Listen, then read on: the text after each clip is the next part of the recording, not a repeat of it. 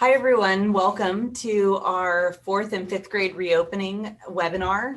I am your fearless leader for today and every day, Mrs. Logan, and we're going to be jumping in to talk about what to expect for the 4th and 5th grade reopening happening next Monday, March 1st. So thanks for being here. If you are here in person, like I've already said, feel free to unmute yourself and join us with any questions or comments you might have. We have been planning. Mrs. Burkett is here, but we have been planning this for months and months, doing our final shifts and making sure everything is perfect for your kiddos to have a soft landing next Monday. And, here we are on our brand new painted blacktop and just really excited to have the kids come back. Today, we're going to talk about returning to campus, what the drop-off and pickup procedures look like, what needs to happen every single day, and what student supports we have in place. As you know, the kids are still going to come in through the main double doors. We're still going to be greeting them with love and open arms. It just looks slightly different with our masks on. But we are here to help you through this process and with anything else you might need. So if you would like to come in and actually see us, we're here every day from 8 to 4. You're welcome to make an appointment and come on in. And we just have visitors register. If you're here at drop off or pickup, you're also welcome to just use the visitor log and come on in. I'll show you how to get to that. We have AM and PM student groups. We made the decision of who is going to be AM and who is going to be PM based on conflicts school-wide. So we have 5th graders slated for our morning student group and 4th graders slated for our afternoon student group. The reason why we made this is because, believe it or not, we have 32 siblings in our 4th and 5th grade. And so we looked at conflicts, and if we were to have the 5th graders in the afternoon or the 4th graders in the morning, we would have had like 22 conflicts. And so we did the decision based on math and the ability to make it happen for all of our families to keep their siblings together. And we also did it based on the number of students that were at school in the morning. We have slightly less 5th graders than we do 4th graders. And so we have less students here in the PM, so the larger groups in the afternoon made sense with our whole school movement and flow, trying to keep things as efficient for every family. We invite you to come to campus tomorrow.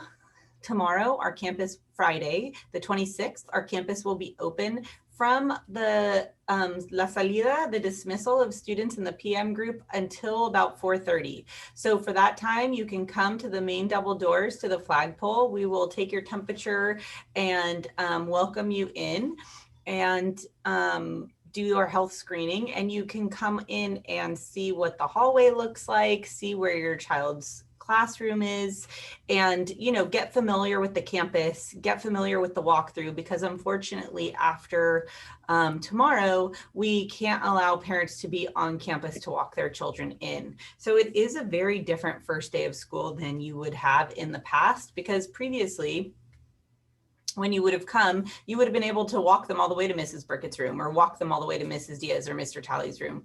But unfortunately, this time around, we can't have that. So we do invite you to use the time tomorrow to get familiar with the campus and to do a dry run through of the drop off and pickup procedures, so your child feels, at ease and able to navigate their way. I mean, obviously all of our children have been here for a while, so they feel comfortable with the campus generally. They know how to get there, but it's nice to have that moment. It's been a long time since they've stepped foot on campus. It can be a little eerie for them. And so we just want to make it as soft and as successful a landing as possible. A lot of things have changed with the new procedures we have to have in this strange age. But one thing that hasn't changed is the need for us to pull all the way forward when we pick up or drop off our students in the car. So you've heard me say that time and time again, and I'll continue to say that. In fact, with our 4th and 5th grade returning, we're actually having parents pull all the way forward to the end of the loop. So that's not at the red, that's not at the middle, but it's all the way at the very end of the loop down at the other side of Comfield. of our loop. So please pull all the way forward when dropping off and picking up your child. Before you even get to drop off or pick up though, you have to complete the daily health screening form. This is just a demo account. This is what it looks like. These are the colors from Agora High School. And this is what it looks like when you're on a desktop. Most people. It's just a webinar, like I'm not on. Jen, you're also not muted. Or someone's not muted. Julie Deno. Oh, Julie, you're not muted. Thank you, Jen. So we need to make sure that we submit the daily health screening every day. It's going to ask you 3 questions. It's going to ask you, have you had close contact or suspected to have close contact with anyone with COVID in the last 14 days? Is your child experiencing any of the following symptoms? And have you been outside of the state or country in the last 10 days. If your answer are no to all of those things, you will sign with your signature, your electronic signature, and your child is cleared for school. If the answer is yes, unfortunately, we can't allow your child to come onto the school campus. So what that means, this is what it looks like if you're on a cell phone. These are our Sumac colors. So you submit the daily health screening at the bottom. Again, it asks you those same questions, and then you just type your name at the bottom. The thing that you have to be aware of is that you have to type your name the way it is written in Parent Square. So if you type it differently, it won't submit for you. And it's very easy to use on your cell phone. If you have somebody else dropping off or you have your child coming to school individually, we have to see that for your child. So if they have a cell phone, you can send them a picture of the screening. If somebody else is dropping off, you can send them a screenshot of the screening, but we have to see the screening every day. That's a non-negotiable. Another non-negotiable is the temperature taking. So we take temperatures every day. When your child drops off, they drop off at the very front, and then they'll walk through the main double doors, just like they always have, down the main hallway, just like they always have, out into the lunch area. The big difference with the drop-off procedures, once they get to the lunch area or the blacktop, is they go directly to class. Teachers open their doors at 8 a.m. and again at 12 p.m. sharp, and they go directly to class, and they go right into the classroom. We do this so there isn't any kind of rabble rousing outside, and to make sure we're not mixing cohorts. So those are things that we do to make sure that the students stay very safe. And we have campus supervision starting at 8. The other difference is just the not being able to come on earlier. So, you know, the doors open promptly at 8, doors open promptly at 12.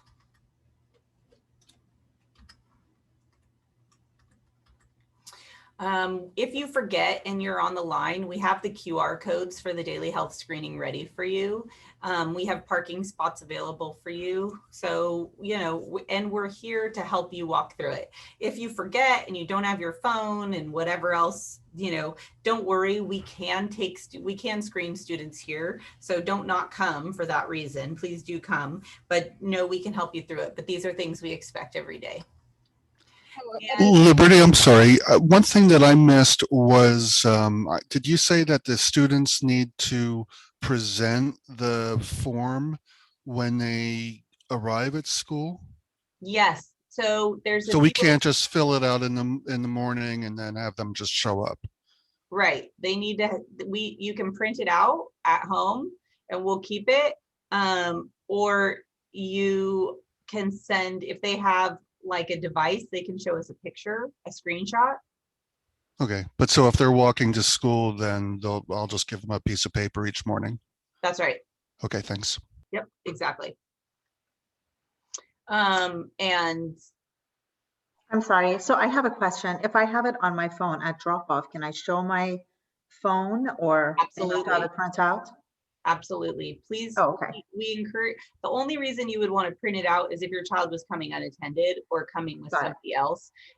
You can also have them like have a screenshot of it. Worst case scenario, Howard, and there might be a few students in 4th and 5th grade, we can check on the iPad if they've done the screening. The issue becomes if they come unattended and they haven't done the screening, we can't send them to class. So then they have to wait. We have to call, you have to wait until we can call, which is after we've checked all the other students in, and because the office is closed during that time. So the reason why we ask for it to be printed out for those kiddos that are unattended is mostly just to make sure that they can get straight to class.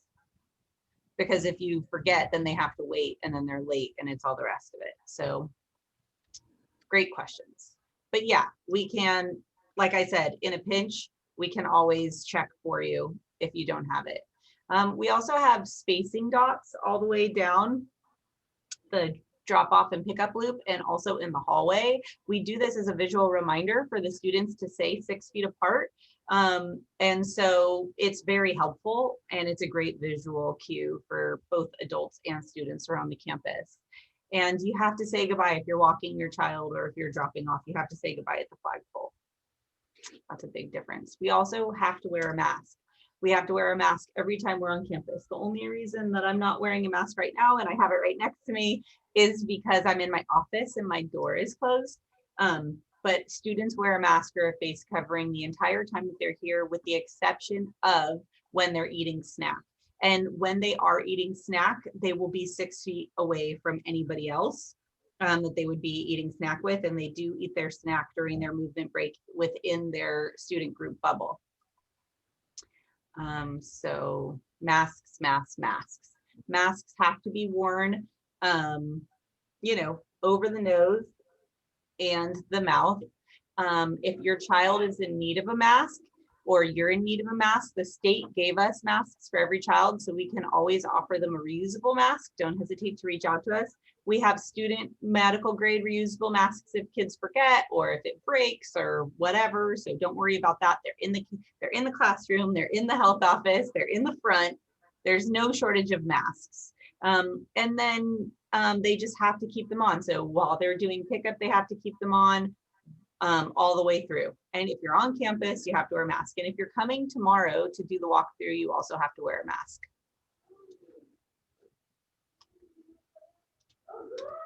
Oops. So when students come onto campus, like I had said, we take their temperatures.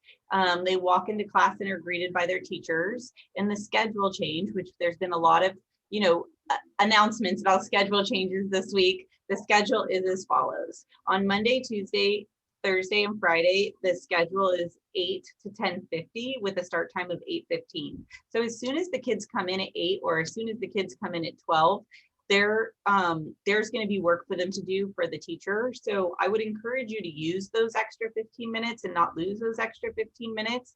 Granted, you know, it's not about being tardy. We want the kids here. We're just happy to have them here. But I would encourage you to use that time for the earliest drop off.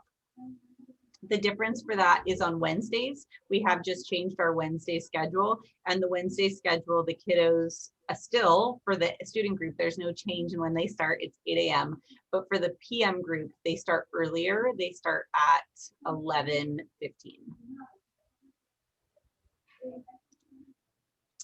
And then when they're on campus, they can always wave to their friends. They can still talk to their friends. They can still see their friends, but they're not going to be hugging anymore. We're not going to be doing that, but we can wave from a distance and we can follow the directional arrows. We do have campus supervisors. We'll have one in the hallway and we have one on the blacktop just to make sure students are maintaining the social distance at all times. And we do, you know, we're a community, right? And we need to approach reopening as a whole community.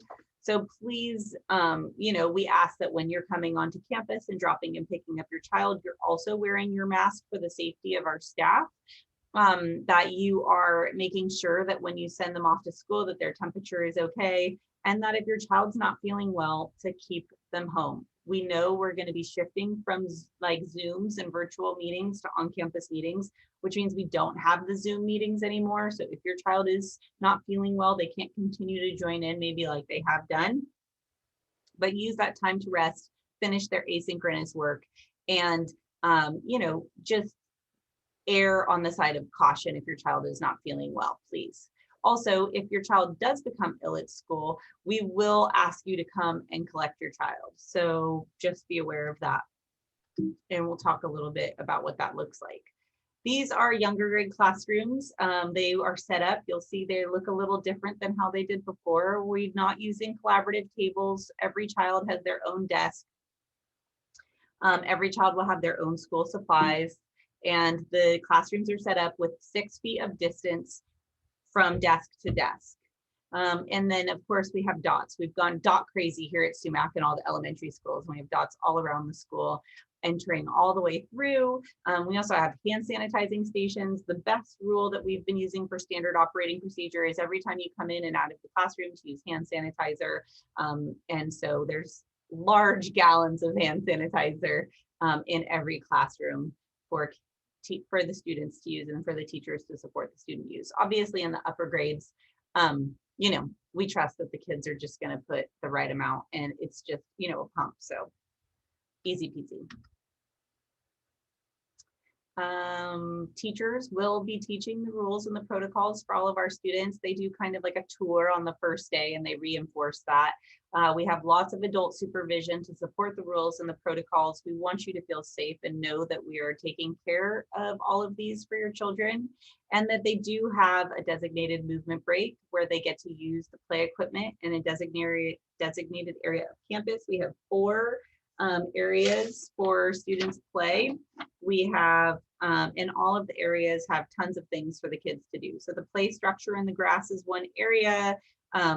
The 4 square courts, a basketball court, and hopscotch and grass is one area. Basketball courts and handball or 2-touch courts are one area. And then basketball courts, 2-touch courts, and tetherballs are one area. So there's lots for kids to do.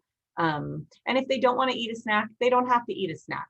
Your child, if they had breakfast straight away, may not be hungry by the time they have their movement break. It's a short movement break. It's only 15 minutes. So they're welcome to just play the whole time. And honestly, for the first week, they probably will want to play the whole time because they haven't played with their friends for a while. And that's okay.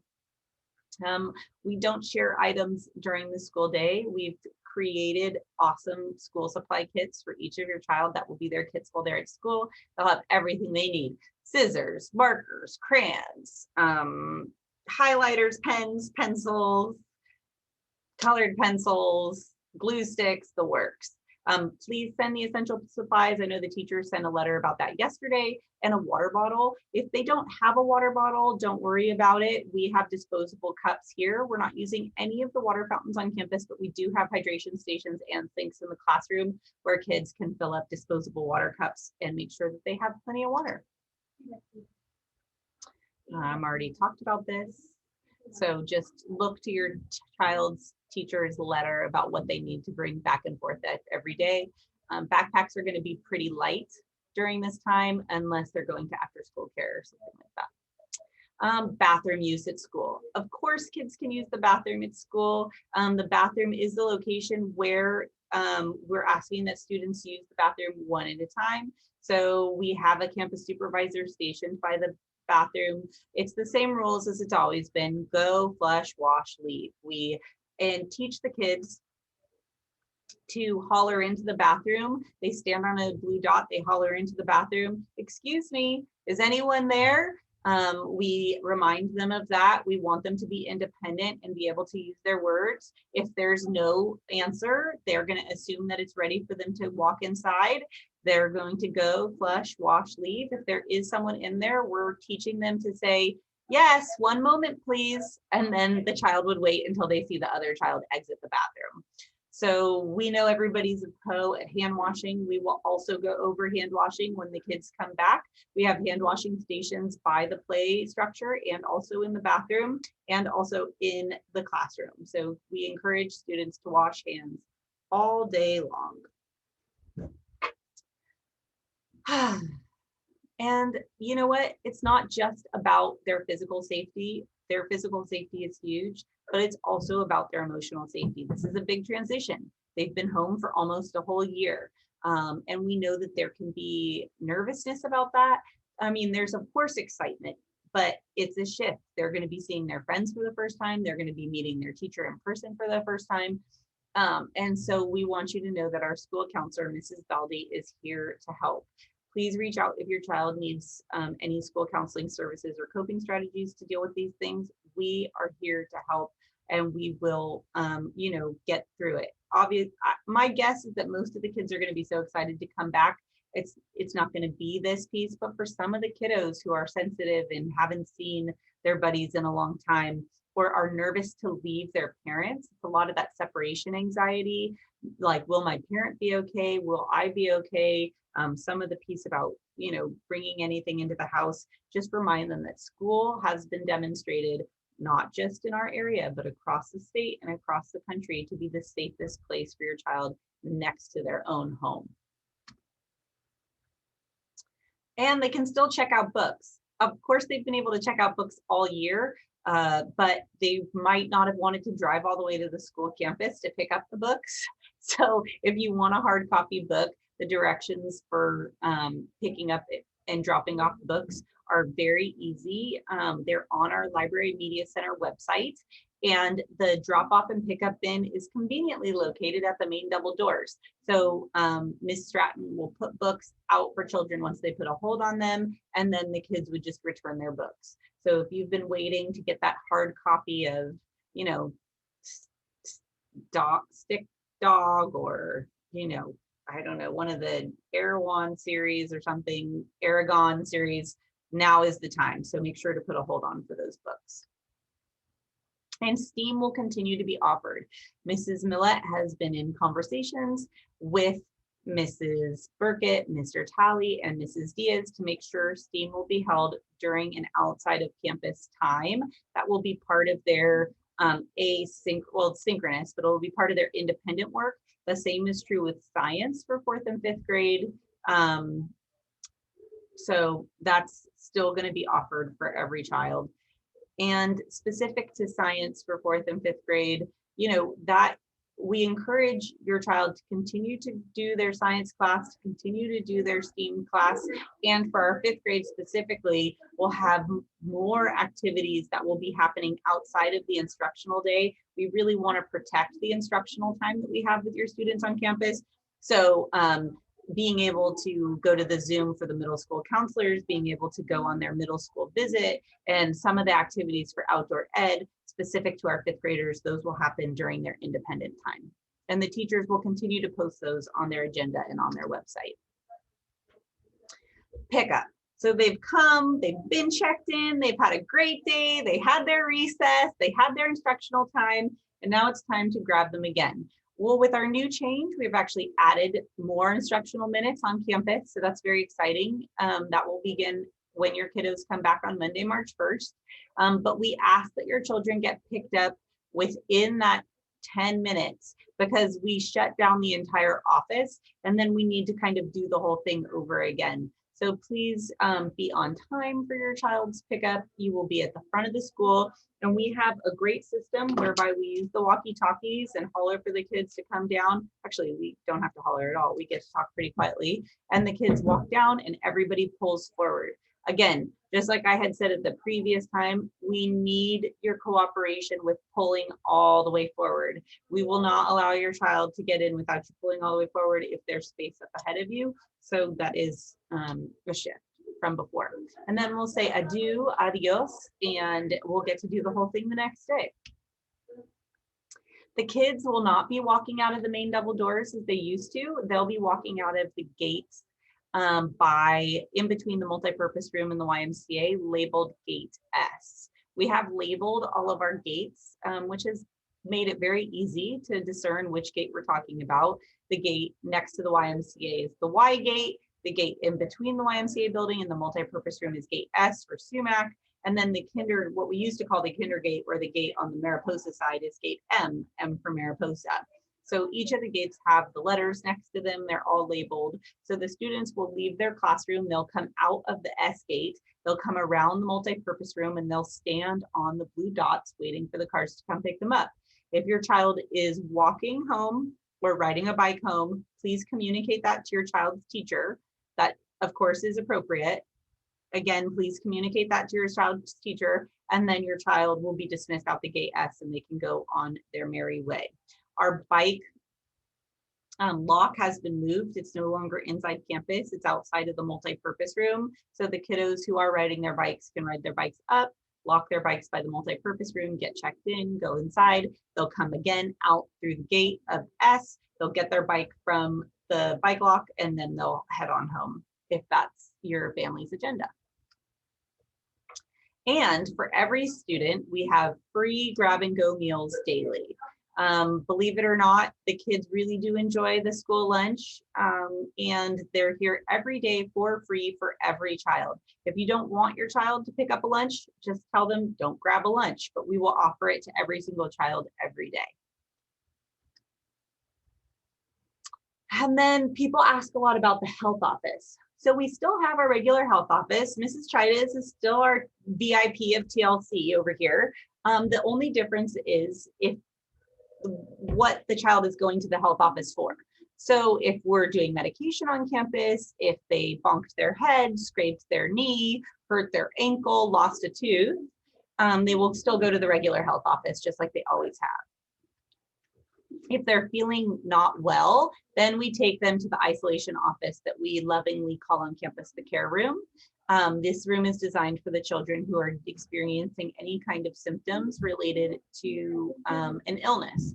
And so what happens is we pick them up from the classroom if they're feeling ill, we escort them over to the care room, and then we decide and talk to the child, call you, figure out what's going on to determine next steps. If someone was taken out of the classroom who was not feeling well, we escort all the children out of the classroom. They continue their learning or go to recess while we thoroughly disinfect the entire classroom, and then they wait 20 minutes before they come back in. Between cohorts, all classrooms are thoroughly cleaned. This happens at the middle of the day and again at the end of the day. All restrooms are thoroughly cleaned, and all campus is cleaned. I mean, we spend a lot of time. We have lots of campus supervisors and custodial staff making sure that the campus is in top condition and that all high touch surface areas are being cleaned.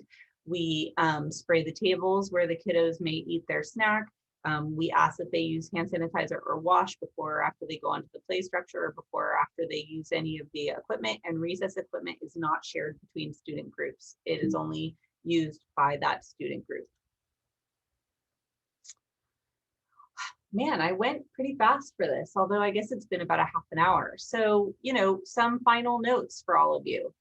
I apologize. I'll be so happy to see your faces when you come for the drop-off loop and the pickup loop. We've missed you. We've missed seeing you on campus. I was like almost in tears getting ready for the 4th and 5th graders to come back on. We're so excited to finally have the band back together, as I've been saying. Just really thrilled. School is super safe. We've got these procedures down. We've had our Learning Center kids on campus since October 4th, and our TK through 2 started at the beginning of November. 3rd grade started at the beginning of December, end of November, and we're just eager to have the rest of our kiddos here. Remember, we have help for you, whatever support your family might need. I would encourage you to reach out to Mrs. Baldy if you need some help. I would encourage you to reach out to the Community Counseling 360 Center if you're in need of help. Please don't be proud when it comes to any of that. The counselors that are over there are so awesome, and we're here to help. So I'm going to go ahead and stop recording for our friends out in Voyager Nation. Thank you very much for joining us. And then if anybody has questions here, I'll be happy to answer. So let me just stop.